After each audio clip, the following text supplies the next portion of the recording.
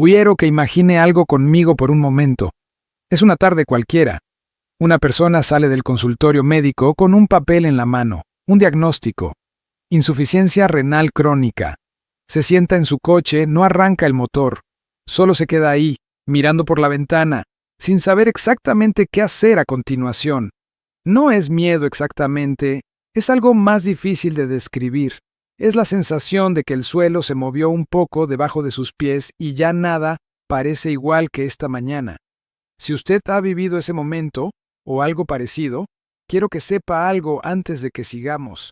Esa sensación no significa que todo esté perdido, significa que recibió información importante, y lo que haga con esa información a partir de hoy es lo que realmente importa. Soy el doctor Rafael Herrera. Llevo muchos años acompañando a personas que llegaron a mi consulta exactamente así, con ese papel en la mano y esa mezcla de miedo y confusión que nadie sabe muy bien cómo explicar. Y lo que he visto una y otra vez, lo que me ha enseñado más que cualquier libro, es esto. Dos personas con el mismo diagnóstico pueden tener caminos completamente distintos. No por suerte, no por genética, sino por lo que saben y por lo que deciden hacer con ese conocimiento. Hoy quiero compartir con usted 6 claves concretas, respaldadas por la ciencia y explicadas de forma sencilla para ayudar a sus riñones a trabajar mejor y frenar el avance del daño. Y al final voy a contarle un paso adicional que muy pocos profesionales tienen tiempo de explicar en consulta, algo relacionado con su intestino que puede cambiar la manera en que su cuerpo maneja las toxinas. Quédese hasta el final porque ese último punto puede sorprenderle. Y si este es el tipo de contenido que le sirve, cada semana traigo temas nuevos sobre salud renal, así que ya sabe dónde encontrarme. Antes de entrar en las claves, necesito que entienda algo fundamental, algo que cambia la manera en que mucha gente ve su propio diagnóstico. Durante muchísimos años, la enfermedad renal se presentó como un camino sin retorno, como una línea recta que solo iba hacia abajo. Se asumía que una vez que empezaba el daño, lo único que quedaba era esperar. Esperar a que los riñones dejaran de funcionar, esperar a la diálisis, esperar a perder la independencia poco a poco. Y esa idea se convirtió casi en una creencia colectiva, especialmente en personas mayores, porque los mismos médicos la repetían. Ya es lo normal a su edad, ya no hay mucho que hacer. Pero hoy, la ciencia nos dice algo diferente.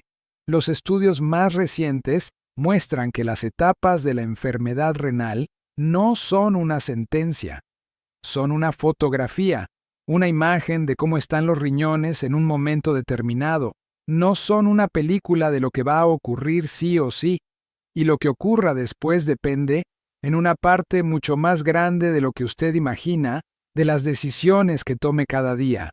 He visto pacientes en etapas avanzadas que lograron mantener su función renal estable durante años. No mejoraron de golpe, nadie prometió milagros, pero sí frenaron el avance, sí redujeron la velocidad del deterioro, sí evitaron hospitalizaciones que parecían inevitables. Y eso es exactamente de lo que vamos a hablar hoy. Empieza conmigo. La primera clave tiene que ver con algo que probablemente a usted le han dicho que es bueno, que es saludable, y que en muchos casos sí lo es, pero no siempre, y no de cualquier manera. Estamos hablando de ciertas verduras. Hay un compuesto natural que se encuentra en muchos alimentos vegetales y que muy pocos médicos tienen tiempo de explicar en una consulta de 15 minutos. Se llaman oxalatos. No son un veneno. No hay que eliminarlos por completo. El problema aparece cuando se consumen en exceso o cuando el cuerpo no logra manejarlos bien, algo que ocurre con mayor frecuencia cuando la función renal ya está comprometida. ¿Qué hacen los oxalatos? Se unen a minerales como el calcio y forman pequeños cristales. Esos cristales pueden acumularse dentro de los riñones. Con el tiempo, favorecen la aparición de cálculos y aumentan la inflamación renal. Y aquí viene la parte que más sorprende a mis pacientes. Los alimentos con mayor cantidad de oxalatos son precisamente algunos de los que más se recomiendan en una dieta saludable. Las espinacas, la selga, la remolacha, algunos frutos secos, el cacao, todos ellos consumidos en exceso y sin los ajustes correctos, pueden sobrecargar unos riñones que ya están trabajando con dificultad. He conocido a personas que durante meses comieron todos los días la misma ensalada de espinacas, convencidas de que estaban haciendo lo mejor para su salud. Y técnicamente, para una persona sin problemas renales, tal vez sí. Pero para alguien con función renal reducida, ese hábito repetido día tras día puede acumular un daño silencioso. La solución: no eliminar, ajustar. Hay dos cambios muy concretos que marcan una diferencia real. El primero es combinar los alimentos ricos en oxalatos con una fuente de calcio. Cuando el calcio y los oxalatos se encuentran juntos en el intestino, tienden a unirse ahí mismo y se eliminan antes de llegar a la sangre. Es como poner un filtro antes de que el problema llegue a los riñones. El segundo cambio es la cocción. Hervir las verduras ricas en oxalatos, como las espinacas o la selga, y desechar el agua de cocción puede reducir su contenido de forma significativa. Un gesto pequeño pero constante que protege a largo plazo. Y el tercero, la variedad. Comer siempre lo mismo, aunque sea sano, puede convertirse en un problema. Un plato diferente cada día reduce el riesgo de acumulación y además hace que comer sea más disfrutable. Sus riñones no sufren por un alimento puntual, sufren por hábitos repetidos durante años. Y cambiar esos hábitos empieza por entender qué hay detrás de ellos. Ahora bien, hemos hablado de lo que entra en el cuerpo, pero hay algo igual de importante que muchas veces se pasa por alto completamente: lo que el cuerpo no logra eliminar. Cuando los riñones empiezan a perder capacidad de filtrado, el problema va mucho más allá de la orina. El problema real es lo que se queda circulando en la sangre. En medicina, las llamamos toxinas urémicas.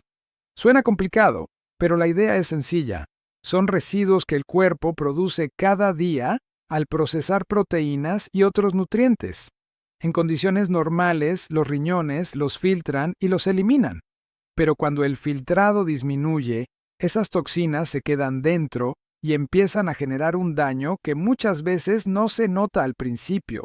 Con el tiempo aparecen señales: cansancio constante sin razón clara, falta de concentración, pérdida de apetito, picazón en la piel que no tiene explicación, y algo aún más importante, un mayor riesgo para el corazón. Es como si en su casa dejara de pasar el servicio de recogida de basura.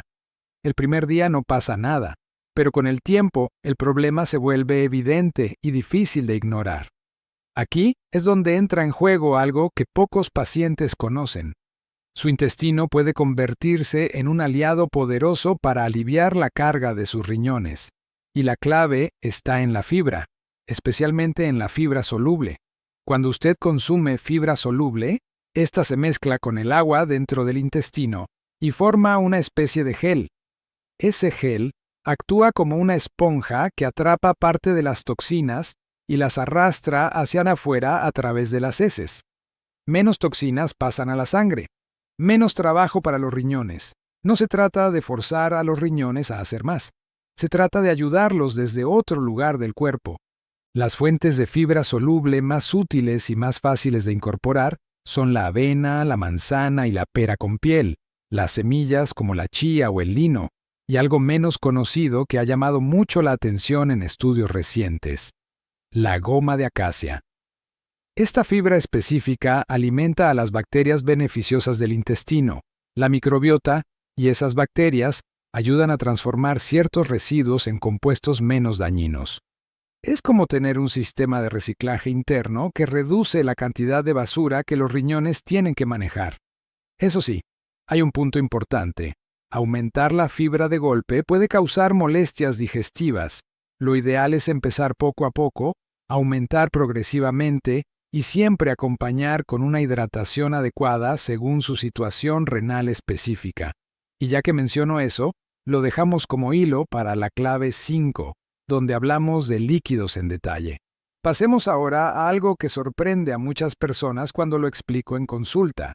Un nutriente que casi siempre se asocia con los huesos, pero que tiene un papel mucho más importante en la salud renal de lo que la mayoría imagina: la vitamina D. La mayoría hemos escuchado toda la vida que la vitamina D es para los huesos, para el calcio, para la osteoporosis. Y sí, eso es cierto. Pero lo que muy pocos saben es que los riñones son los encargados de activar la vitamina D. La que usted obtiene del sol o de los alimentos no está lista para usarse. Necesita pasar por los riñones para convertirse en su forma activa, la que el cuerpo puede realmente utilizar. ¿Qué ocurre cuando la función renal disminuye? Que este proceso de activación también se ve afectado. Es como tener la llave correcta, pero la cerradura que ya no funciona bien. Y las consecuencias de tener vitamina D baja en una persona con enfermedad renal son mucho más amplias que los huesos. Mayor inflamación en el organismo. Peor control de la presión arterial. Debilidad muscular que aumenta el riesgo de caídas. Y algo especialmente relevante, una progresión más rápida del daño renal. Hay un término que le voy a pedir que recuerde: proteinuria. Es la presencia de proteínas en la orina, lo que indica que los filtros renales están dañados y dejando pasar lo que no deberían. Diversos estudios han observado que mantener niveles adecuados de vitamina D puede ayudar a reducir esta pérdida de proteínas y proteger mejor esos filtros. No es un detalle menor, es un mecanismo directo de protección renal. ¿Cómo saber si sus niveles están bien? Con un simple análisis de sangre. No suponga, compruebe. A partir de ahí, su médico podrá orientarle si necesita ajustar algo, ya sea con más tiempo al sol, con ciertos alimentos como el pescado azul o la yema de huevo, o con suplementación supervisada. En personas con enfermedad renal, la forma y la dosis de vitamina D deben elegirse con cuidado porque no todas son iguales y un exceso puede alterar el equilibrio de calcio y fósforo, siempre con supervisión. Ahora llegamos a la clave que, en mi experiencia, más directamente define el futuro de los riñones de una persona. Y quiero que le preste especial atención si tiene diabetes tipo 2 o si su médico le ha hablado alguna vez de resistencia a la insulina. La diabetes es hoy la causa más frecuente de insuficiencia renal a nivel mundial. No es una estadística menor, es la realidad de millones de personas. Y durante años se repitió una idea muy desalentadora. Si lleva mucho tiempo con diabetes, el daño ya está hecho. Pero hoy sabemos que eso no es del todo cierto. El pasado influye, sí, pero no determina completamente lo que viene después. Permítame explicarle en 3 pasos cómo el exceso de azúcar daña los riñones, porque cuando uno entiende el mecanismo, entiende también por qué cada decisión importa. El primer mecanismo es lo que yo llamo la caramelización. Cuando la glucosa está elevada durante mucho tiempo, se adhiere a las proteínas de los filtros renales que se llaman glomérulos. Es como cuando el azúcar se quema en una sartén y queda pegado. Con el tiempo, esos filtros pierden su capacidad de funcionar correctamente y empiezan a dejar pasar cosas que no deberían. El segundo mecanismo es la presión interna. El exceso de glucosa provoca cambios en los vasos sanguíneos pequeños dentro del riñón. Eso genera una presión anormal dentro de los filtros. Imagine una manguera de jardín funcionando con una presión demasiado alta. Al principio resiste, pero con el tiempo se deteriora, se rompe, se desgasta por dentro. El tercer mecanismo es la inflamación. Las proteínas dañadas por la glucosa activan el sistema inmune. Se produce inflamación crónica, y esa inflamación mantenida en el tiempo cicatriza el tejido renal y reduce de forma permanente su capacidad de filtrar. Este proceso no ocurre de un día para otro. Es lento, silencioso, y muchas veces cuando aparecen los síntomas el daño ya está avanzado. Por eso el control del azúcar no es solo una recomendación más. Es una de las decisiones más importantes que usted puede tomar para proteger sus riñones. ¿Y qué ayuda concretamente? Hay 3 estrategias prácticas que puede empezar a aplicar ahora mismo. La primera es el orden en que come. Comer primero las proteínas y las verduras y dejar los carbohidratos para el final puede reducir el pico de glucosa después de la comida.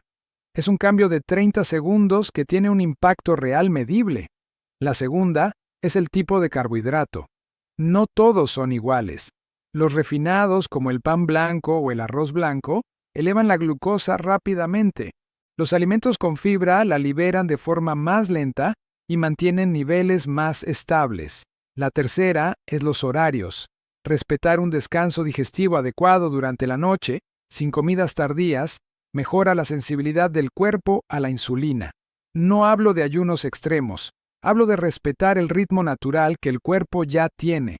La diferencia entre un deterioro rápido y una evolución lenta y controlada puede estar en parte importante en estas decisiones cotidianas. Quinta clave. Y aquí quiero hablarle de ajustes concretos en la alimentación diaria que no requieren perfección, solo constancia. El error más frecuente que veo en mis pacientes después del diagnóstico es el miedo. Empiezan a eliminar alimentos uno tras otro, dejan las proteínas, evitan las frutas, reducen tanto su dieta que terminan debilitándose, y eso, lejos de ayudar, puede empeorar el pronóstico, porque el cuerpo necesita energía, necesita nutrientes para sostenerse y repararse. La clave no es prohibir. La clave es ajustar con inteligencia. 5 puntos concretos. El sodio. El exceso de sal obliga a los riñones a trabajar más, retiene líquidos y sube la presión arterial. Pero lo más importante que muchos no saben, la mayor parte del sodio no viene del salero. Está escondido en los alimentos procesados, en el pan industrial, en los embutidos, en las sopas preparadas, en las salsas de bote. Reducir esos productos ya marca una diferencia enorme. En su lugar, las hierbas, las especias y el limón dan sabor sin sobrecargar los riñones. La proteína, ni demasiada ni demasiado poca. El exceso genera más residuos que los riñones deben filtrar. La falta debilita el músculo y el sistema inmune. Lo importante es la calidad y la distribución. Proteínas como el pescado, el huevo o el pollo magro suelen ser buenas opciones y distribuirlas a lo largo del día en lugar de concentrarlas en una sola comida ayuda al organismo a procesarlas mejor. El potasio. Este mineral es necesario para el corazón y los músculos, pero en exceso puede ser peligroso si los riñones no lo eliminan bien. Sin embargo, no todas las personas con enfermedad renal necesitan restringirlo, solo cuando los análisis lo indican. No elimine alimentos por miedo, sin saber si realmente necesita hacerlo. Su análisis de sangre le dará esa respuesta. Los carbohidratos refinados, el pan blanco, el arroz refinado, los productos azucarados, la bollería, elevan rápidamente el azúcar en sangre y favorecen la inflamación. Sustituirlos progresivamente por opciones con más fibra, en porciones adecuadas, ayuda a mantener un equilibrio más estable sin necesidad de renunciar a todo. Y la hidratación. Aquí existe un mito muy extendido. Beber mucha agua es siempre bueno. En enfermedad renal, esto no es automáticamente cierto. La cantidad adecuada depende de su etapa y su situación clínica. En etapas iniciales, una hidratación moderada ayuda a los riñones a filtrar. En etapas más avanzadas, el exceso puede provocar retención de líquidos y sobrecargar el corazón. El color de la orina y la presencia de hinchazón en piernas o tobillos son señales que vale la pena observar y comentar con su médico. No se trata de cambiarlo todo de golpe. Se trata de tomar una decisión mejor cada día y repetirla. Ahora llegamos a la última clave, y es la que más frecuentemente se queda fuera de los libros de medicina, aunque cada vez hay más investigación que la respalda. Hablamos de su estado emocional.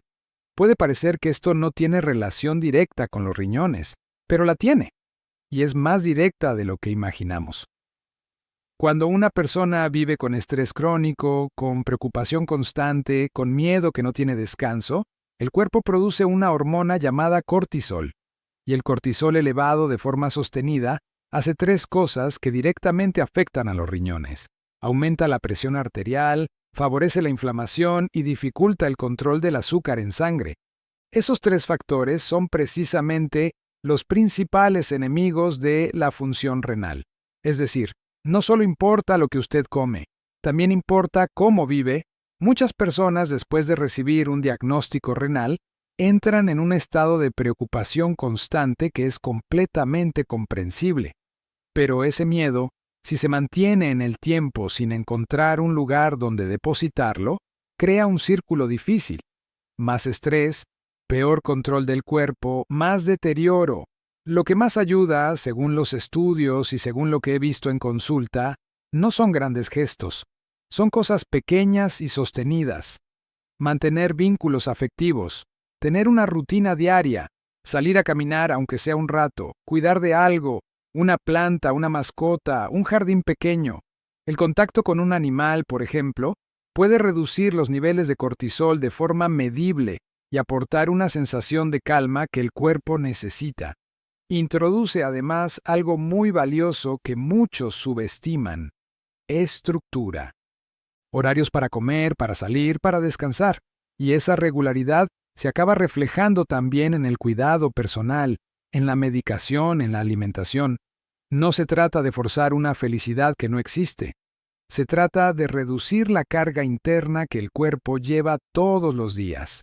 Un cuerpo que vive con menos tensión responde mejor. Y eso sí está parcialmente en sus manos.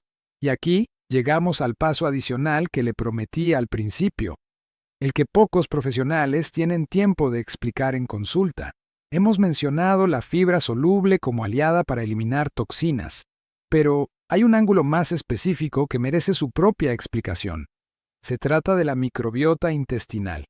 Las bacterias que viven en su intestino, los miles de millones de microorganismos que componen ese ecosistema interno, tienen un papel activo en cómo su cuerpo maneja los residuos que los riñones ya no pueden filtrar tan bien. Cuando la microbiota está en buen estado y bien alimentada, ciertas bacterias beneficiosas se encargan de transformar compuestos tóxicos, concretamente algunos precursores de las toxinas urémicas, en sustancias menos dañinas. En cambio, cuando la microbiota está desequilibrada, algo que ocurre con frecuencia en personas con enfermedad renal crónica, ocurre lo contrario. Las bacterias perjudiciales producen más toxinas que pasan a la sangre y sobrecargan aún más los riñones. La goma de acacia, que mencioné antes, es una de las fibras que mejor alimenta a estas bacterias beneficiosas. Estudios recientes han observado que su consumo regular puede reducir los niveles de ciertas toxinas urémicas en sangre. Dosis bajas, progresivas, bien toleradas por la mayoría de pacientes. Pero como siempre, antes de incorporar cualquier suplemento, consulte con su médico porque cada situación es diferente. Lo que quiero que entienda es esto: cuidar el intestino no es un lujo ni una moda. Es una estrategia concreta para proteger los riñones desde adentro, desde un sistema que todavía funciona bien y que puede trabajar a su favor. Antes de terminar, déjeme preguntarle algo. De todo lo que hemos visto hoy, ¿cuál es el cambio que usted siente que podría empezar esta semana? No le pido que cambie todo. Le pido uno, solo uno. Escríbalo en los comentarios si quiere, porque los leo todos. Y si noto que muchas personas tienen dudas sobre algún punto en particular, lo convierto en el próximo video. Hagamos un repaso rápido de lo que vimos hoy. Los oxalatos en exceso pueden acumular cristales en los riñones, pero con cocción correcta y combinaciones inteligentes, ese riesgo se reduce. La fibra soluble ayuda al intestino a eliminar toxinas que los riñones ya no pueden manejar solos. La vitamina D tiene un papel directo en la protección de los filtros renales y vale la pena comprobar sus niveles. El control del azúcar en sangre, especialmente el orden en que comemos y el tipo de carbohidrato que elegimos, puede frenar el daño de forma significativa. Los ajustes diarios en sodio, proteína e hidratación no requieren perfección, requieren constancia. El estado emocional influye directamente sobre la presión, la inflamación y el azúcar, y la microbiota intestinal puede ser una aliada silenciosa para reducir la carga de toxinas. Sus riñones han trabajado por usted toda la vida sin pedir nada. Ahora usted tiene la oportunidad de trabajar por ellos. No de golpe, no de forma perfecta, sino día a día, con información clara y decisiones pequeñas que sí están en sus manos. La semana que viene Voy a profundizar en la relación entre la presión arterial y la enfermedad renal, un tema que muchos de mis pacientes me piden con frecuencia. Si no quiere perderse ese video, ya sabe cómo asegurarse de que llegue a usted. Y si tiene a alguien cercano, un familiar, un amigo, que lleva tiempo con problemas renales y todavía no ha encontrado respuestas claras, este es el video que yo le enviaría. Hasta la próxima. Soy el Dr. Rafael Herrera y recuerda, cuidar tus riñones empieza hoy.